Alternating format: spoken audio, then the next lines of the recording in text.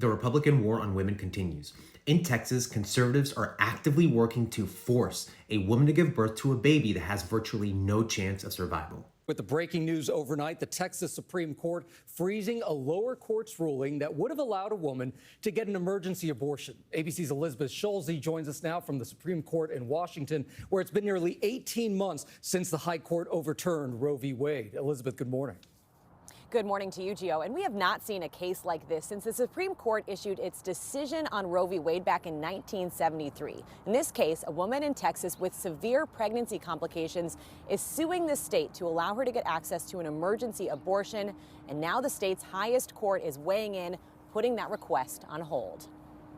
Overnight, a setback for abortion rights advocates. In a first-of-its-kind case, the Texas Supreme Court temporarily blocking 31-year-old Kate Cox from obtaining an emergency abortion. Cox, a mother of two, filed the legal challenge at 20 weeks pregnant. Her doctor saying her fetus has virtually no chance of survival. They warn continuing to carry the pregnancy could jeopardize her health and future fertility. There's no outcome here, that results in us taking home a healthy baby girl. On Thursday, a lower court ruled in favor of Cox, granting her request for an emergency abortion despite the state's near total ban.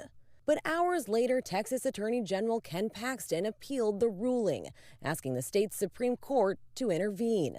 Late Friday, it did, putting a temporary hold on the lower court's decision without regard to its merits as it reviews Paxton's appeal. Cox's lawyer saying in a statement overnight, "We are talking about urgent medical care. Kate is already 20 weeks pregnant. This is why people should not need to beg for health care in a court of law." Many of Ms. Cox's health risks during this pregnancy will put her life in danger if left untreated. Texas law bans all abortions with narrow exceptions to save the life of the mother or to prevent irreversible damage to a major bodily function. The state argues Cox does not meet the criteria. The plaintiffs have not shown that they will suffer an immediate and irreparable injury.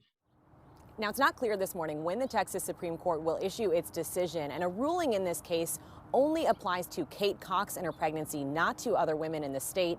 At least 16 states have passed restrictions banning nearly all abortions since the Supreme Court overturned Roe v. Wade. Whit. Another major turn in this case. All right, Elizabeth, thank you. Imagine being devastated that your infant has a fatal disorder with almost no chance of viability, and then having the government force you to give birth.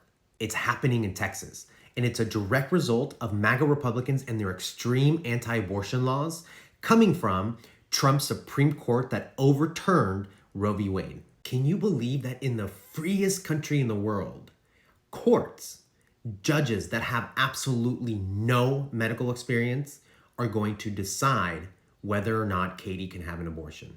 And this just goes to show you that MAGA Republicans aren't pro-life. And in some states, America isn't a free country for women. Elections have consequences, and we are living through those consequences where women have less rights today than they did before Trump. So however you may feel about Joe Biden and his age, remember, if Donald Trump or another Republican gets back in office, they will swamp the courts and nominate and appoint conservative judges that will rule in favor of their extreme abortion policies.